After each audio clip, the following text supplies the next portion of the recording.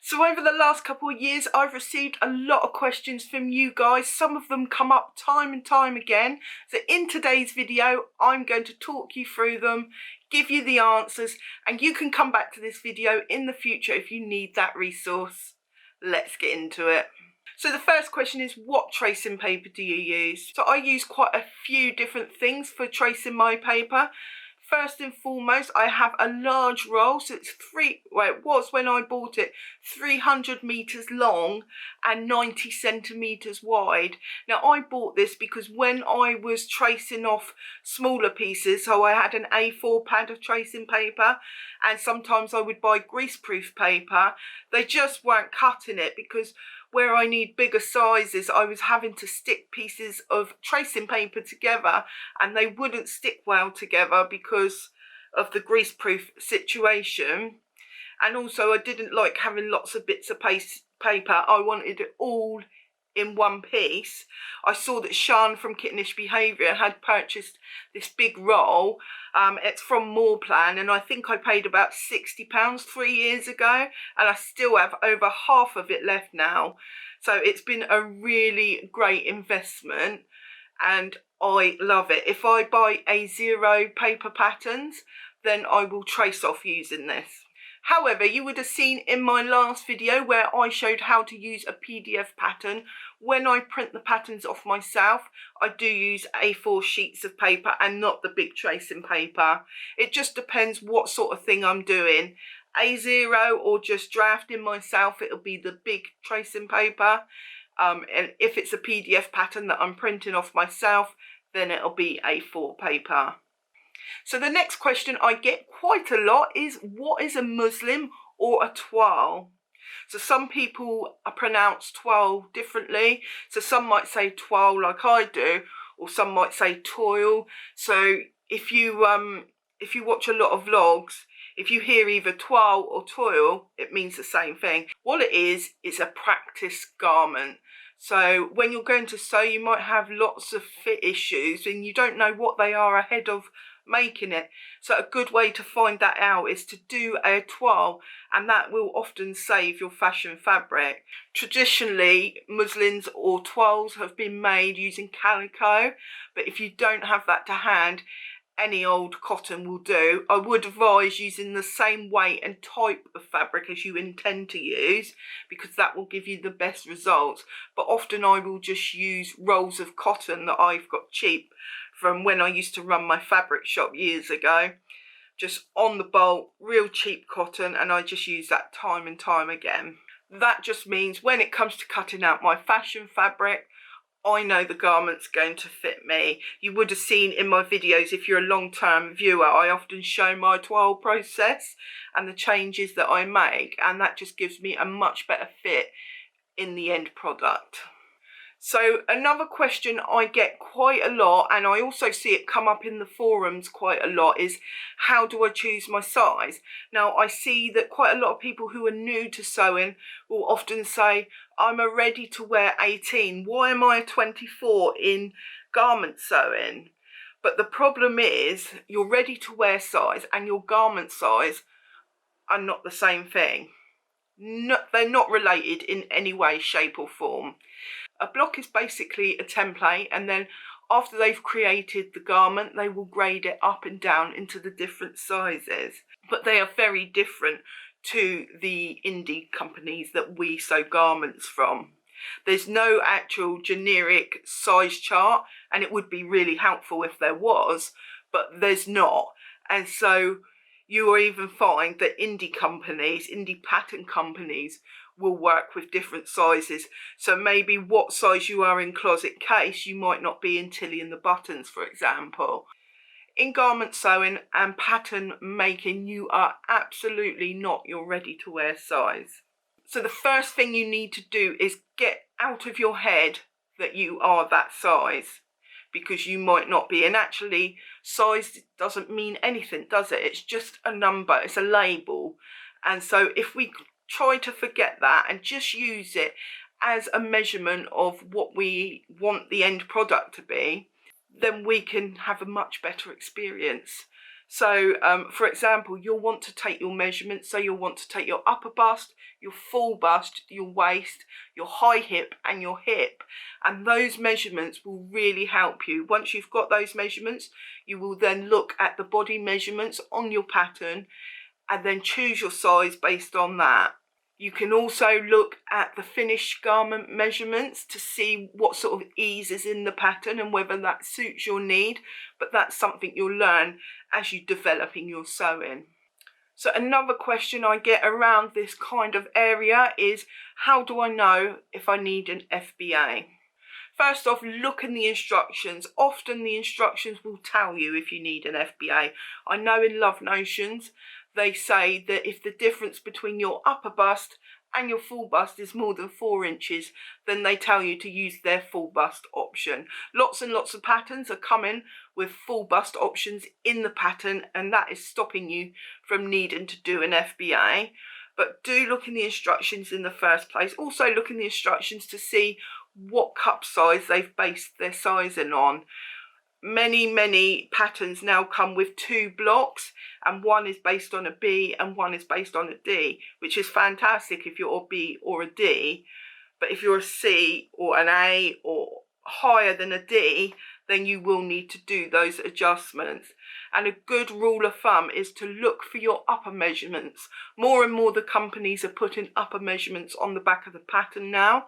So you take your measurement up here under your arm there, over the top of your bust. You take that measurement, then take your full bust measurement, then look on the pattern and look for your upper bust measurement. And on that size, if your upper bust measurement does not correlate with your full bust measurement, so for example, I might be a 22 for my upper bust and a 26 for my full bust, and that would tell me I need a bust adjustment.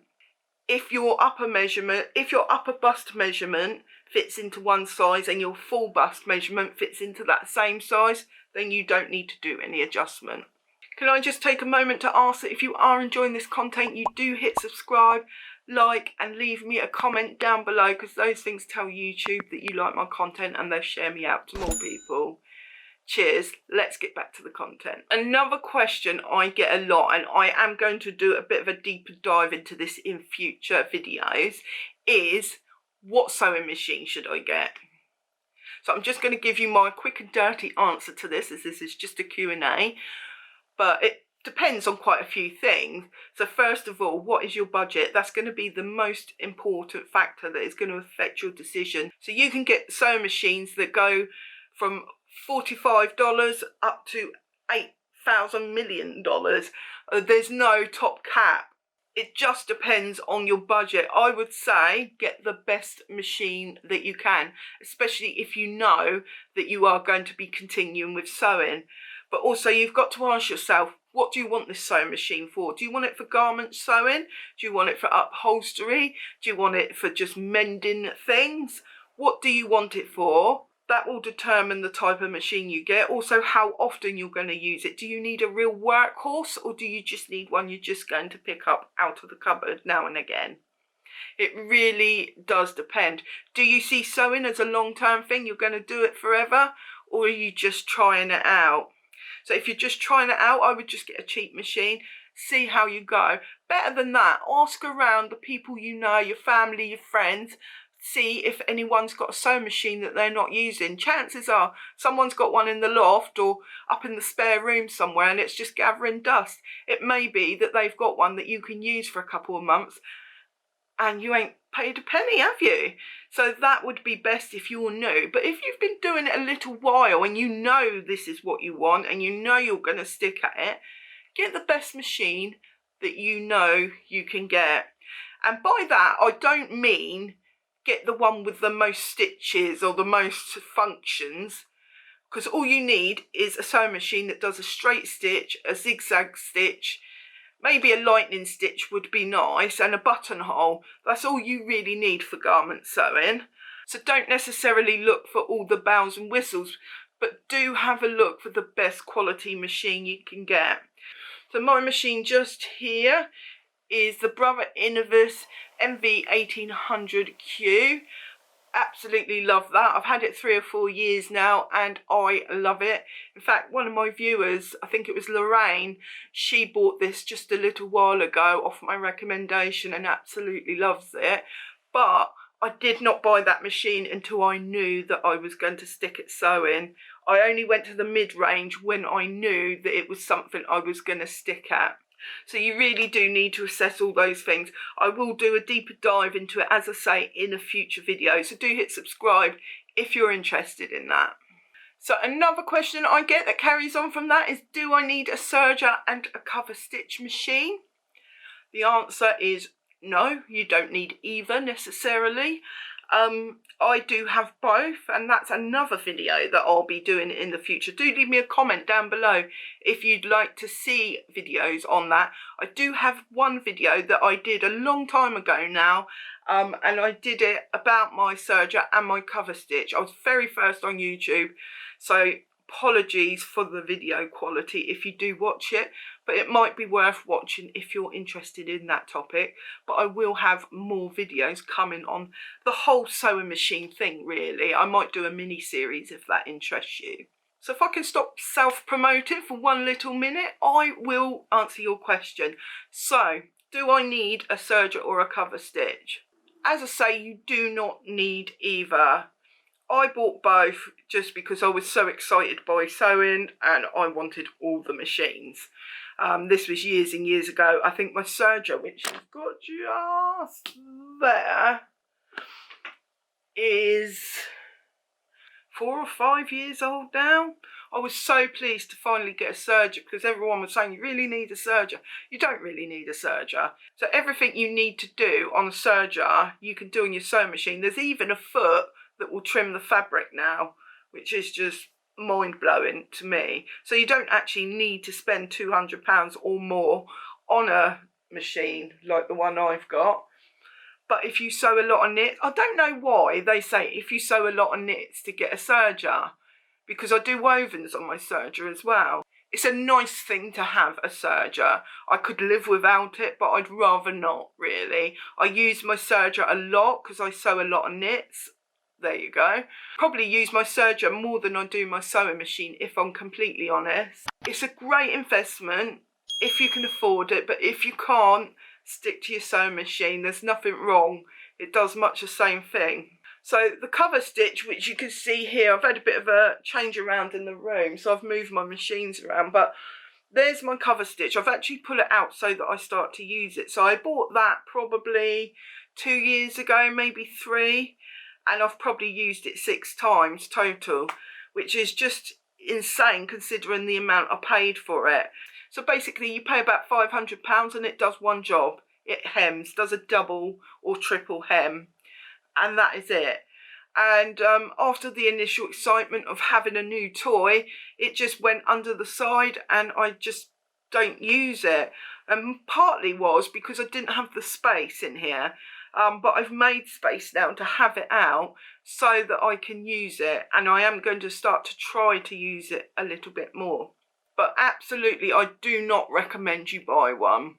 If you've got lots of spare money and you want to buy one, then by all means do go ahead and get one. But if it was a choice between a serger and a cover stitch, a serger would win hands down. It really, really would. So someone asked, where can I get cheap fabric for practice? Places I get fabric for practice is Tilly B Fabrics on Facebook and Pound Fabrics. I always go to say Poundland because we've got a pound shop here called Poundland, but it's Pound Fabrics. Not all the fabrics are a pound, but they are very cheap. You might also want to look at the Textile Centre as well. They're UK based ones. Sorry, I can't help you in America because I don't shop in America. So the next question is, how much fabric should I buy? So for me, I always try at least to buy 3 meters. I occasionally get 2 meters, but if I do, I know it's only going to be a top. It's not going to be a dress or trousers. If I'm feeling really extravagant, I will get 5 meters, and that just means I can do anything and possibly get 2 garments out of it. But it really depends on your size, because the bigger you are, the wider your fabric needs to be. Also, the width of the fabric matters, and also what you're going to do with it. So you really have to decide that for yourself.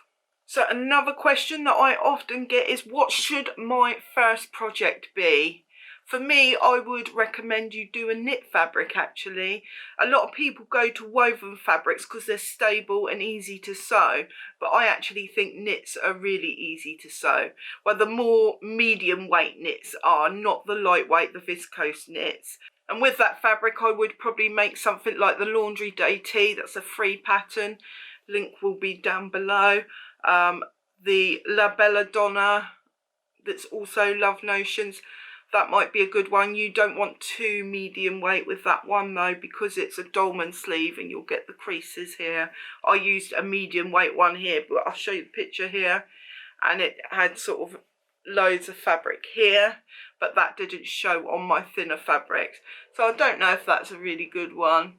Maybe if you're within the size range, the Tilly and the Buttons Clio, something like that. Or just any t-shirt fabric, really, not fabric. Any t-shirt pattern. Maybe the hemlock tee might be a good one. I will have a video coming soon on beginner sewing patterns, so do hit subscribe if you want to know more about that. So another question I often get is, what iron should I use? I have 2 irons. One is my household iron and one is a travel iron, and they both come in really handy, I have to say. The household one is, looking at it now, it's a Morphy Richards Turbo Steam Pro, and you don't actually have to set the temperature, it's automatic, it does that. I will leave affiliate links down below for the products that I'm mentioning. So if money was no object, I would love to buy a premium steam iron, you know, it's got like the water bottle up the top. You know the ones I mean. But my little travel iron is really worth the money. I paid £20 for it on Amazon, and it was really, really worthwhile. It's great for getting into those little nooks and crannies, or if you just need to iron open or press open a seam, then it's great. So the next question is, how often do you change your needles? The truth is, not very often. They do say that you should change them with every project, but I think that's extortionate. Not extortionate, what do I think it is? I just think it's overkill, really. There's absolutely no way I am changing my needles with every project. I cannot afford to be throwing needles away in that way. So basically, I change needles if I'm doing a different kind of project. So say I'm going from woven to knits, I might change my needle, or if my needle's playing up. So that happens a fair amount in there. Not the needle playing up, but I do change it because I change garments. But my serger needles, just there, which you can't see, they've been changed like 3 times in 4 years. And my cover stitch has only been changed once, although I haven't used that a great deal. Just change it if you need to, is my advice. So you guys also asked me, what brand of needles and thread do I buy? I'm not brand loyal, that's the honesty. I don't normally buy Gutterman. I've got up there on my thread rack, you can see that I've got a number of threads, and some of them are Gutterman, but not many, to be honest. They're expensive, and I don't usually spend money on that. I buy Moon threads mostly just because they're cheap and they work quite well. For my serger and my overlocker thread, I just buy cheap cones off Amazon. I normally get 4 cones for £10, and I've got quite the collection now. You can see I've got 3 colours up there. I've also got a basket of them, and I've got lots and lots of colours. So what I do is every now and again, when I'm doing a project and I haven't got the colour thread for it, I'll just buy 4 cones of the same colour, and they last forever. So you don't need to replace them. And then just over time, I've accumulated more and more colours. I've got most of the colours. I think the only colour I still want to buy is purple. and then I'm pretty much set until they run out, and they're not going to run out apart from white. I do get through the white and the black a little bit, but other than that, the colours don't. And if you can't afford lots of different colours, don't buy colours. You can get by with a black, a white and a grey. So the next question is, where do you buy your knits and what should I look out for when I'm buying knits? I am going to go into this in more detail in the future, but I buy my knits from wherever they're on sale. I hold my hands up. That's what I do. Buying fabric is really, really expensive and money is tight for me. So if I need to buy fabric, I will try, if I can, to get it on sale. It's not always possible, but I will try. A good one that does a lot of sales is Sherwood Fabrics. Join their Instagram page because they always tell you when they're having a deal, and I've got lots of fabric there and they do sell really good quality fabrics.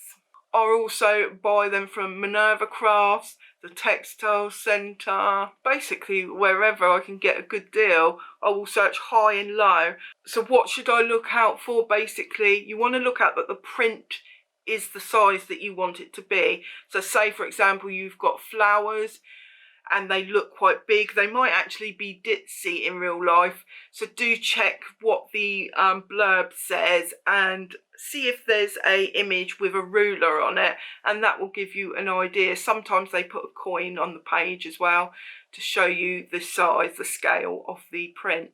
You also want to look at the weight. They normally offer it in GSM, so I think like 170 GSM is a lightweight fabric and maybe 220 is more of a medium weight. If that's not right, I'll put it on screen.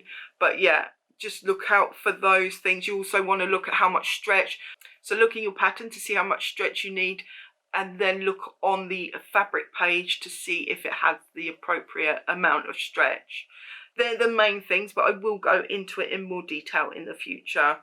All these questions have given me so many ideas for new videos, so if there is anything you particularly want me to do a video on, leave it down below because I will reference this video when I am making future videos. So the next question is a question that I got when I made my Ravina skirt, which I'll link that video down below, but that has a contoured waistband. So someone asked, what is the difference between a straight and a contoured waistband? A contoured waistband is essentially a curved waistband. So some pattern companies will draft waistbands that are just a rectangle and then you sew it up, but the problem with that is, and especially as you get more into the plus sizes, when you put a rectangle waistband around you, it will gape because you're basically putting a straight line on a circle. And so you're often finding your centre back that you've got a bit of a gape and you need a dart essentially. And so what a curved waistband does, it's just that dart has been put in and then you've got a curved waistband. And then when you put it on, it will fit to your body and you won't have any gaping. So I would always recommend you use a curved or a contoured waistband unless the waistband is really thin. So if it's about an inch and a half thick, then you'll get away with a rectangle waistband. But any thicker than that and you really do need a contoured waistband. When I was thinking about creating this video for you guys, I put a poll up on my community post and I asked you guys, would you be interested in this kind of video? And I got an overwhelming response. I think it was something like 78% said yes please, so that was good enough for me. I also asked you to put your questions down below, so I'm going to answer those questions now that I was given there. So the first question from my community post is, what are drag lines? Drag lines are something you get when you've got an ill-fitting garment. So say for example that your garment doesn't fit across the bust, you'll get horizontal lines just round the side and that will tell you that it's too tight. You can get them horizontally and diagonally, but you shouldn't ever get them vertically. And that's just gravity and the way that the fabric pulls. So I'll put a photo here where you can see I've got lines. This is the laundry day tee. I'm just in the process of making the updated file, and this is my toile here, and you can see on the side of the bust there I've got drag lines, and that is just because my armhole is too small. I chose the 2X across the upper bust, but my arms are big, and so I needed a bigger size at the armhole, and those drag lines are telling me that. So the next question is, I would love to know how you pick what sizes to make other than just by measurements. For instance, how to look at the pattern pieces against your body and decide whether to make adjustments to the current size, longer, shorter, wider, etc., or try a different size. So my process is, once I've decided on the size that I'm making, I will then go and cut out my pattern piece. But before I cut it out, I will measure that size. So I'll measure certain areas, like the shoulder to the apex. I will measure, because mine is often lower than the pattern's drafted for. I'll also measure across the upper bust. I'll measure the width of my shoulders, because my shoulders are always quite small. I'll also measure the width of my arm girth, and that is because I do have large arms. So any area that is different to the normal patterns, areas that I see coming up, issues again and again in my patterns, I will always measure them. Pattern will often tell you where the seam line should sit. So say it's got a waist seam, say it should be on the natural waist, and then if I measure from the top of the bodice to that seam line and it's shorter or longer than my own body, then I'll know to adjust it. So once I've made all the regular adjustments that I know I'm going to need, I'll then make up a toile and assess it based on that. So if, say, I'm wearing a toile and the arms are too tight, I'll know that I'll need either a full bust adjustment, or not bust adjustment, a full bicep adjustment, or I need to go up a size. It might be that I've got too much excess fabric and I need to go down a size. It's really hard to answer that question just sat here chatting, but you know, it's something you learn over time, and it's something I've learned over time about all the general things that I need to change. So the next questions I got was, how do you transfer markings? Do you trace the pattern size onto the paper and then cut that? Patterns might say easy, but that doesn't make it so. How do you judge a true beginner pattern? Do you know of any free plus size easy patterns? So as I touched on my video the other day, if I'm cutting an A4 pattern out, I'll just cut the actual paper that's got the printing on it. If it's A0, I will trace it, and all I do is I put the tracing paper on top of the pattern piece and then trace the size that I need in a pencil or a thin pen. Never ever use like a Sharpie or anything like that, because the lines are so thick it may alter the size of your pattern. When it comes to putting markings on my actual fabric, I will usually use a friction pen. I will mark it by putting a pin through the pattern paper and then using the friction pen to mark where that pin is. You could also use tailor tack. You could like snip a little bit of the fabric, that some people do that. There's lots of things you can do. So in relation to beginner sewing patterns, for me a true beginner sewing pattern is one with not many techniques.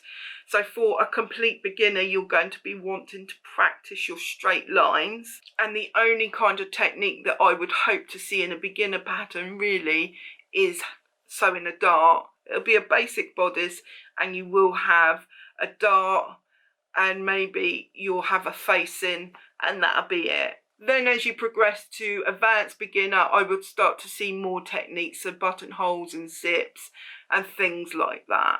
I'll have a video coming very soon for you. So someone else asked, fabric choice making, I know the burn test, but how to do quality, drape, ability and other tests to help me choose. Also buying online tips beyond if it looks too good to be true. Oh, and how to level a hem alone. So I gave you tips for buying online earlier on, so I won't go over that again. How I look for quality, well, I'm no expert, first of all, I have to say that. But what I personally do is I look to the weight of the fabric, I look to the colours, how saturated those colours are. I feel the fabric. Does it feel like good quality? Now, it's really hard to say how you feel good quality fabric. It's kind of one of those things, when you feel it, you know it. At least it was for me. But believe me, you'll know good quality fabric if you feel it, and you'll know cheap fabric if you feel it. I think personally the more higher quality fabric is probably smoother and softer to the touch. Also, does it have the right structure that you're looking for? Does it drape if that's what you're looking for as well? All those things really. So how to level a hem when you're on your own. So some people will measure from their waist down to their knees or wherever they want the skirt to stop, and then measure that on the actual skirt and mark it with a pin or chalk and go right the way round the skirt. Now, if you've got a large bottom like I have, the centre back will be lower because your bottom will bring it up. But as I say, I have not mastered this one at all yet. So the next question is, I still haven't been able to master the burrito method of attaching a lining and garment all at the same time. I get it all turned around. We've all been there, don't worry about that. I certainly have. I actually just did a burrito method tutorial that's over on my Patreon on my top tier. That will come over to my channel in a couple of months, so do hold fire for that. But basically, if you don't know, the burrito method it's when you've got a yoke. So you see this on a lot of shirt patterns. So if you've got a yoke, you might see it on dress patterns as well. So you have a yoke and you have a lining yoke as well. So if you look on the inside of the shirt, the lining's round the right way, but the rest of the fabric on the inside is the wrong side. The burrito method is a way of encasing all the raw edges inside without doing lots of different seams and concocting weird little turns and what have you. And you just roll the fabric up like a burrito and then wrap the two yolks around it and sew it and then pull it out.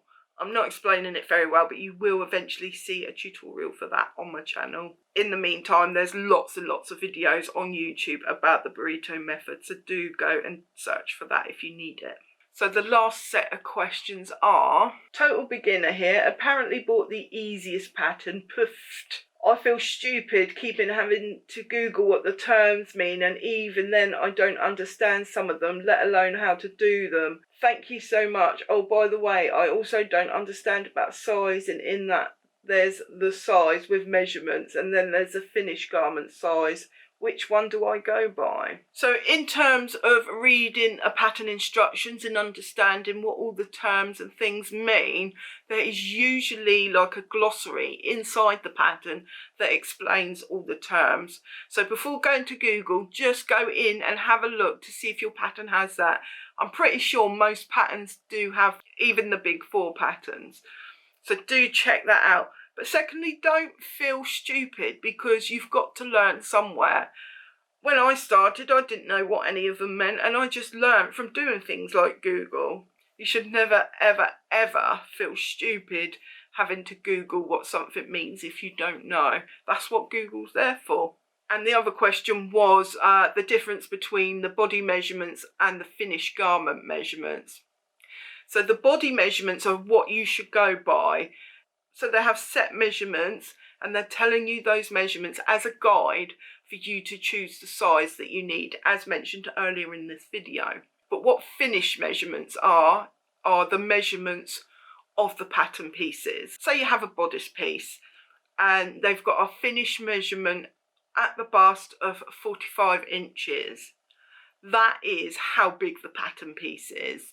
It doesn't include any kind of wear and ease. It does include seam allowances because the pattern piece has seam allowances usually. If you want to know how much ease your pattern has, look at your finished measurements, look at your body measurements at the same size and subtract the finished measurements from the body measurements, and that will tell you how much ease. And that is a good guide for seeing, because some people like less or more ease than a pattern has got, especially the big 4, which I don't tend to sew. but they do have a lot of ease, like sometimes up to 6 inches of ease, which is far too much. And so it is good to be able to look at the finish measurements and the body measurements. Also, sometimes if you're at the upper end of the range, which I often am, and say like the hip size is 1 or 2 inches shorter or smaller than my hip, I'll look to the finish measurements to see how much ease. If it's a full circle skirt and it's got loads of ease in it, then it won't matter, will it? I can still make it, but those finish measurements will help me to make that decision. So that's all the questions I have for you today. I hope you found this useful. So it's quite a long video, and that's just because I wanted to give you as much value as possible in this video. So I do hope you enjoyed it. If you do, give me a like, give me a comment, and subscribe if you haven't already. If you'd like to support me, I do have a Ko-fi account and a Patreon, and you can find all the links down below. Until next time, happy sewing. Bye for now.